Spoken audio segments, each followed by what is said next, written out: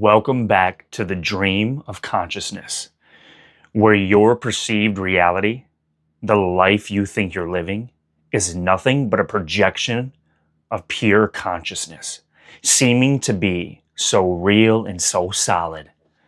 If you haven't caught my first video, I encourage you to check it out. I'll include it right here. This is a follow-up video to that video because I'm getting so many questions, so many comments. I thought it would only be right for me to follow up and explain a little bit more.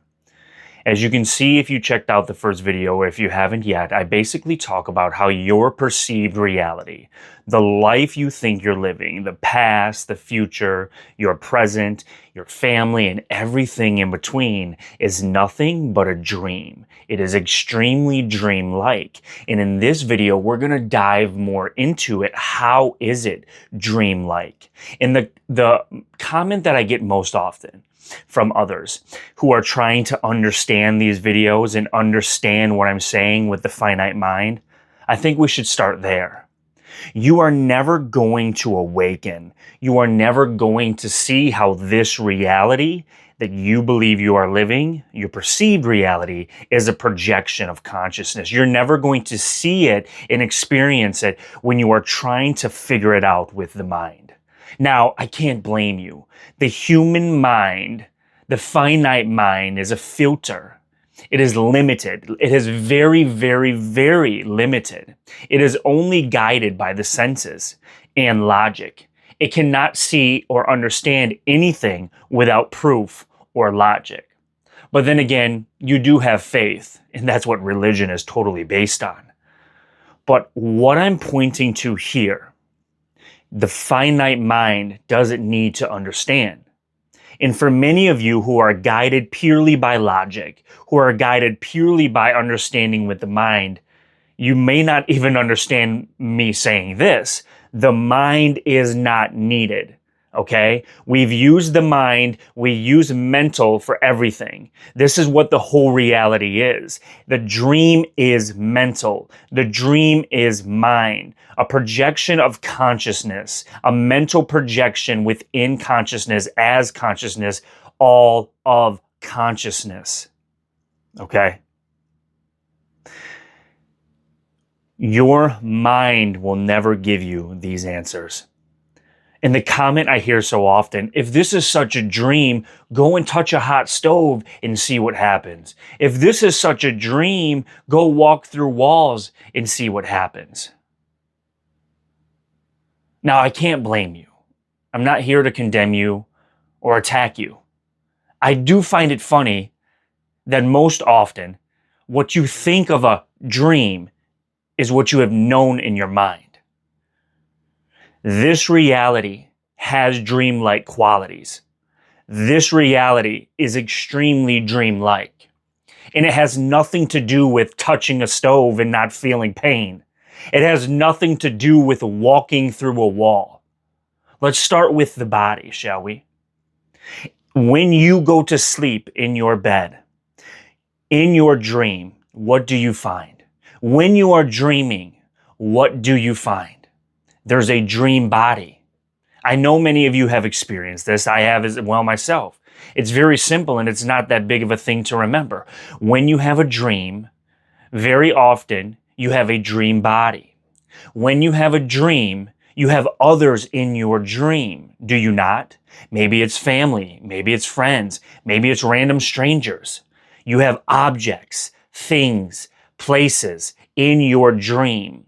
Your dream world, when you lay your head on the pillow and you go to sleep, includes all of these things, does it not? Now, my question to you is, yes, even though a dream in that sense may seem a little groggy, a little blurry, may not seem as solid, what do we have in this reality? The reality created by mind. We have believed objects. We have believed places. We have believed time, believed space. We have a believed body. We have believed other people, just like a dream. But when you go to sleep on your pillow and you are dreaming, Who is the creator of that dream when your head is lying on the bed? Who is the creator of that dream? There's one creator, and it's you. It's your dream when you go to sleep. Even though you are the one creator of that dream, the source of creation, in a sense, it's your dream while you're sleeping. There are things, places, objects, there's a body, and there's other people. But are those other people actually separate and individual? Are the places and objects actually separate and away from you? Is the body actually separate and really solid and real? Are you limited to it? Because what happens when you wake up? When your eyes open and the dream is over, you see that you were the one creating it all. One dreamer. And even though this reality seems like there are things, there are objects, there are other people, there is a body, and it all seems so solid and real. It all has labels, descriptions, categories. It's all placed in separate categories, seeing, hearing, different senses. Everything is divided. Everything is separated. But is it truly that way? This goes back to the whole reality, the dream itself being one of mind. But that also falls back to the dream when you go to sleep. It is all mind, all created by one dreamer, purely mind. And this reality is purely mind and mental as well. Everything is mind. And there's one dreamer, just like you when you go to sleep. Now, we call that dreamer consciousness. We call that dreamer awareness. But if we're getting down to the nitty-gritty and the truth of it all, we can't really define who the dreamer is or what it is. We just know that there's one source. Just like you on your pillow, having a dream of all of these different places, all of these different things, and all of these different people, there's one source of creation, dreaming all of this as a projection of itself, seeming to be individual, seeming to be divided, seeming to be separate. But yet, there's only one dreamer, dreaming all of these different characters which you take yourself to be. You are a spark of the eternal flame of the dreamer. Do you see what I'm saying here? This perceived reality that we are all taught to believe, told to believe, and we continue to, from the youngest age, continue to agree with and follow right in line, is just like a dream. That doesn't mean you have to walk through walls. That doesn't mean you don't feel pain. There isn't a sensation that we categorize as pain. That as well is mental. And when we explore this more, when we categorize stuff, when we name things, it's all a construct of our mind. Do you see what I'm saying here, guys? I know I'm kind of throwing a lot at you right now, and it may not seem well fleshed out or organized, but I'm trying to point to, just like when you go to sleep that I mentioned a few times already, there is one dreamer here. Yes, this dream of reality seems more solid than the one when you go to bed. It seems less murky because the body is an anchor. Time and space seems to define it and shape it. But truly, we can only see that everything still at the core foundation of it all is purely mind. And when mind is creating reality, it isn't truth. It isn't truth. As I said in the beginning of the video, your mind will never give you these answers. The mind will never give you these answers. The finite mind, the limited mind. Many of us are so based on using the mind to solve problems. And hey, it's not something to condemn or knock down, but it isn't needed in any of this realization. This is a direct experience realization. This is a direct experience realization, not a mind understanding.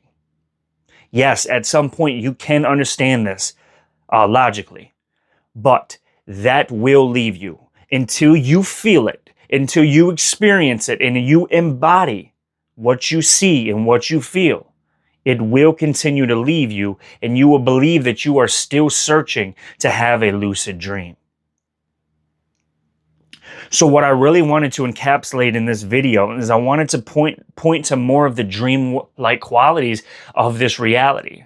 Just like sleeping in bed at night, it is a dream of mind that seems to create all of this individual stuffs with one creator.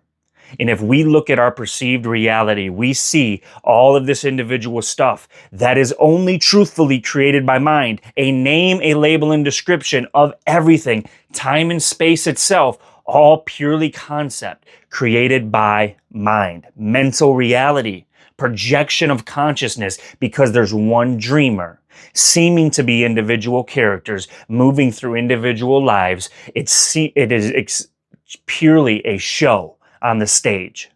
It is purely a show on the stage of consciousness, of awareness. It experiencing itself in an unlimited amount of ways. This is the dream. When the body perishes, just like when you are dreaming at night, what happens? The dreamer wakes up, returns to source. Now, we do not truthfully know what happens at death. We do not truthfully know what happens when the body in this dream perishes. But we can only assume. You can have ideas, but that is more mind. And once again, when it comes to mind, nothing can actually be figured out or concluded when mind is the filter. But maybe you wake up and enter another dream. Maybe you return to source. Who knows? This is how we can say we are not the body. Even though the body is used, it is felt to navigate this dream, to navigate the waking state dream that this is. It isn't truthfully you. Just like the dream body when you're fast asleep. It is temporary. It is finite. But you, the dreamer, are dreaming this body and everything. And I hope this helps bring clarity to some of the comments and the questions. And thank you all for all of the new subscribers and the tons of support for that video that I just posted recently that I will also include down below. And I wanted all the new subscribers and everybody to know that I have 2 free guides, my gifts to you, that I try to share and help you see and experience the true essence and the true magic of yourself, life itself, reality itself. Experience the dream and have a lucid dream. It's the 3 Pillars of Truth guide and the Embodied Living Blueprint. And those are both in the description and they are totally free to you. Take care, guys. And remember, it's no longer time to sleepwalk.